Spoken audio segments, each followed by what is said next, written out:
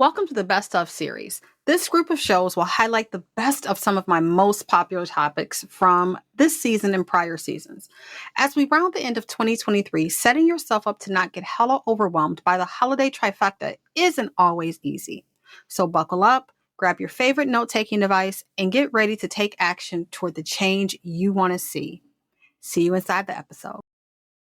Welcome to We Ain't Normal. My name is Charmaine Fuller, and I'm an everyday mom sharing how I navigate my ADHD brain. Each week, we share tools, inspiration, and resources to help you uncover how to reclaim your time, energy, and focus. So thanks for hanging out with me today. Now on to our show. I've discovered that especially when you wear many different hats, which this day and age, who doesn't, right? Right. So especially for myself, being a self-care coach for autism moms and a teacher and a wife and a mom to another child and all these different things. And then just managing to drink water, take care of yourself, exercise. Like there's all these different things, right? We were just talking about how, all the things we do, how insane they sound when you say it out loud. You're like, wait a minute, should I really be doing this much stuff? Like, what's going on? Burnout is something that happens, but it's about knowing how to overcome it. It's about not being afraid to reach out for help. It's about knowing that you can bounce back and recover from it. I think I can give this example. The first time I experienced burnout, I didn't even know what it was. It was like my mom was burnt out when I was growing up. So was my grandmother. So this is normal until it wasn't, until it turned into depression and all of those different things.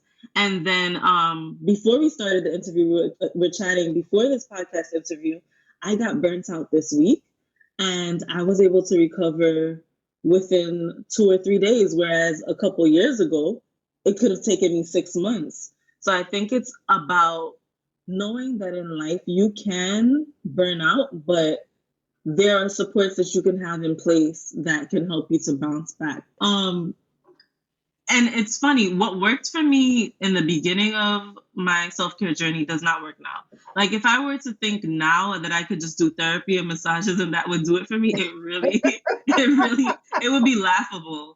Sometimes as parents, we think that because our child has special needs that maybe they won't be able to do certain things, but that's something that's in there that's not about me that started coming to pass. But I feel like doing something for myself early in the morning sets myself up for a good day, because then I feel like I'm recharging myself and then I'm able to sit in silence and do whatever I want. And no one can interrupt me. You know why? Because they're sleeping. I do things that recharge me, and I've gotten into the habit of recharging myself before my battery dies. And I think that helps a lot. Being a recovering people pleaser, I'm trying to make sure everybody's happy and juggling all of these clients simultaneously. But at the same time, wanting to do other things outside of service providing, doing websites was what I was offering. And I would often just work. I worked, I want to say every day for 8 years without a vacation. Some days I would work a little bit and then I would just go lay on the couch and just be gone, for the rest of the day. I wouldn't do anything. And that was my equivalent of burnout until when my sister passed, I found out my second husband was cheating on me, COVID kicks in, I have I have extra kids, I have all these things. And then that's where I hit a breaking point where it was like, I had to stop. I couldn't do it anymore. So then I had started trying to figure out how can I do this business? How can I do this again? But in a healthier way, right? Because you have to realize that you can't do everything. You really can't. And often a lot of my entrepreneur friends were females, but some of them didn't have kids. And I used to find myself so envious that they were able to work so much more longer than me because they didn't have the interruptions. They didn't have, it's like, I love my kids, but they would interrupt me from my bigger, personal goal. Well, sometimes you have to. And when I say I hit a breaking point, like that's my analogy of my plate broke, so I had to get a new plate because there was no way that I could carry anything else because the plate was broken. All the stuff that was on it just fell to the wayside and it was gone, and, it's like when you see from the outside looking in, like you see your whole life just crumbling, So, it's like there's always a lesson to learn in the issues and the problems that we have. But I just felt like overwhelmed, like there was so much pressure and weight on my shoulders. Did you find that a lot of the pressure came from your own internal self-talk, or was it more external? No, it's from me. It's, and I still being somebody who wants to, be a high performer, who wants to, accomplish. I have all these huge goals, not just big goals, huge, massive goals, and I just want to make sure that I achieve these goals and make sure my kids have a better life for themselves. So, it's like I put this pressure on myself. And I know that it's not good, but I can't help it because I feel like I'm the one to do it. We put so much pressure on ourselves that the way to fix it is to just continuously reevaluate. And one thing that I did when I was putting my plate back together, getting my stuff, back in alignment, I made sure that I started getting help. I started delegating tasks that I couldn't handle myself. And I didn't feel guilty about it. I started, I was like, okay, this is good. And started involving my kids in certain things, asking other people because with my children, I never really asked anybody to babysit my kids. I never asked anybody to watch my kids. I never hired a babysitter, like all of that stuff, because I felt like, well, I'm here at home. I should be able to watch my kids. How do you get the clarity back and get the plate back together without all the things on it? Well, I am in therapy now, which I think is, highly recommended, yes. Right? I also journal. I'm very self-aware. So whenever something is happening with me, I'm able to really reflect on it pretty quickly and say, okay, I'm reacting. I maybe have anxiety. Is it out of fear? And is it out of like fear of control? Like, what am I afraid of? What is making me feel anxious? What is making me feel like this? So I do a lot of self-talk, and then I'll, journal about it and kind of dig deeper into it, in addition to the therapy.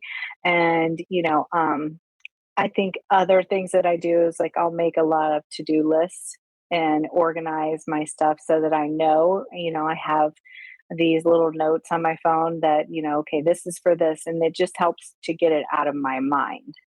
These are the things that I have to do. I think that a lot of us entrepreneurs, we feel like we should be doing everything, right? And if something in our business isn't working for us, we try to pivot and do another thing. And then we pivot again and we pivot again. What we end up doing is taking ourselves around in circles with our business. Instead, if we would have just stayed here at the first thing, focused on that, then we would have made much more progress instead of going around in circles. And I think that was a lesson that I also had to learn because I was very much, I don't know if you want to consider it a shiny object. So I think that the first thing that I've learned over the years is we need two things. We need a journal, but we don't need anybody to tell. We need someone to tell us about how to journal, because everybody says, get a journal. Okay, I can look at that journal forever. What did you want me to do with this journal? Wait, so I'm putting my bills in there and everything. Right? I'm writing notes. I'm writing something from a show I watched. It's like, ooh, that wasn't what it was for. So we need the journal, but we need help understanding. Because remember, we go back into that mindset. So then our journal becomes about people other than ourselves. Yeah. The second thing, on the first page of that journal, you should write the word selfish. And then next to that, write the definition. I am a big believer of going back in time and reading definitions of some of the words we say. Some of the words we say don't actually have anything to do with anything. We're just so used to saying them that those are the words that we use. So I write this down. So selfish, lacking consideration for others, concerned excessively or exclusively for oneself. Now, how is it that you can care for anybody else if you are not fully and wholly oneself, caring for oneself? Yep. So if we look at biblical principles, even, I mean, it is God, the man, and the woman, and then the child. If you see the order in which it happens, then our care is pretty high up there. Yet we consider it under the animal that we have to feed in the morning. So I schedule. Okay. And the basis of that, I also have a calendar that I hold, and I color it, and everything, make it pretty. But always on there is a part for me. So during each day, there is a part for me. So I schedule it. And I then don't get upset when I say to somebody, yeah, I don't have the time, not at this particular time. And I look at it every day to say, it's okay to say no to my children, yep, to my friends, to my employer. If it is after hours, don't say no to them and lose your job and come find me. I'm just saying, but it is okay to say to people no and schedule it so you know that, oh, this is my time. I meditate in the morning. Yeah. So from 6 to 6:30 is my time. That is the time where I need to figure out how my day is going to be structured. Then I'm fortunate, and it wasn't always like that, but I have a 2:00 nap. I have a 2 to 2:30 nap that I take. And, I'm in my 50s now. So it's not like I was always able to nap and like, well, she's napping it. No, it's just that something I've always loved to do. I even taught my kids to love it. They love napping. So they would get excited even when they're little, be like, nap time. I was like, yeah, we're going to get this on. And so I had so much fun with it. A little power nap extends my day and my happiness. Yes. So I schedule it in. And then when someone says, I want to do something, I'm like, I have this window, but then I have that 2 to 2:30. It's my nap time. So, yeah. One of my first love language is acts of service. And I was like, really? I'm giving. That's what I appreciate. So if you tell me you need, I'm going to, I was like, going to give.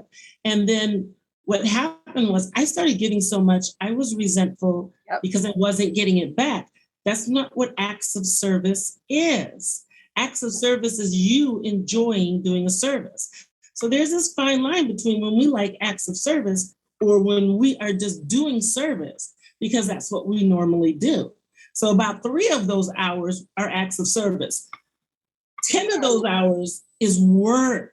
And so we have to understand that we are not feeding ourselves just because we cooked breakfast and then we made the lunches and we sent them away and then we had dinner ready and then we washed a load of clothes and vacuumed all before we went to bed. So, because I don't think the president ever knocked on my door and said, wow, that was a lot. Right. Never. So where are my kudos if they're not coming for me to do it?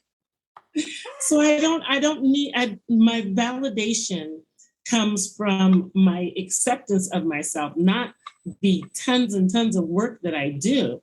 Because like you were saying, it would always search for something else. If I make $100,000, I want to make $200,000 because then I can help my kids more and I can put them in private school and then I can do this. Oh, wait a minute. If I work 10 more hours, then I can make $250,000. And now I can buy a bigger house. And there is no stopping until we say, $100,000. I don't know if that's going to be good for my time. Right. I don't know if that's going to be good for my spirit. I know it's going to be good for my pocketbook. I know I'll appreciate it, but I don't think it works for all of me. Allowing yourself to know that you're worthy of the relief that you so desperately need is what makes saying no easier.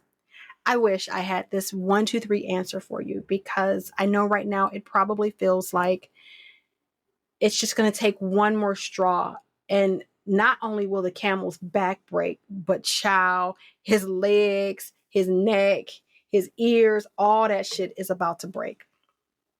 And I don't want to serve you fluff on the platter. Like, this podcast is not about giving necessarily life hacks or 3 easy steps to, that's not what this space is. I want to invite you through this podcast to dig deep, grab the support, and do the work to help you really build a foundation that supports you through all the stages of your life. I know it's not that easy. My brain sometimes goes a million miles a minute too. And I have to be extremely intentional about what I am going to engage with, because I have ideas sometimes where I feel like I am going to explode if I don't execute them immediately. And so I've had to learn how to set the boundaries for myself. And if I say I'm going to stop at 9, I stop at 9. I write down whatever it was I felt like was going to explode out of my very being, and I come back to it the next day. The art of the fast no works for you too. It's not just for the people in your life. Sometimes we have to tell ourselves no.